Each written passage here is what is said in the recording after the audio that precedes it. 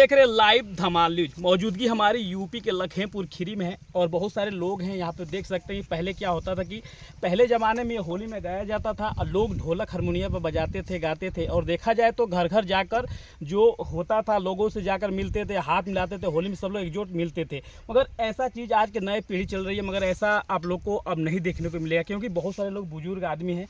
जब तक इन लोग की उम्र है तब तक ये देखने को मिल रहा है, मगर जब उम्र इन लोग की ढल जाएगी, जब ख़त्म हो जाएंगे, तो उसके बाद नई पीढ़ी ऐसा चीज़ नहीं दिखाएगी। तो हमारे साथ बहुत सारे ऐसे कलाकार जो देखा जाए तो होली पे बहुत लोग घर घर जाकर गाते हैं। बहुत भाग्य से ऐसा चीज़ देखने को मिलता है।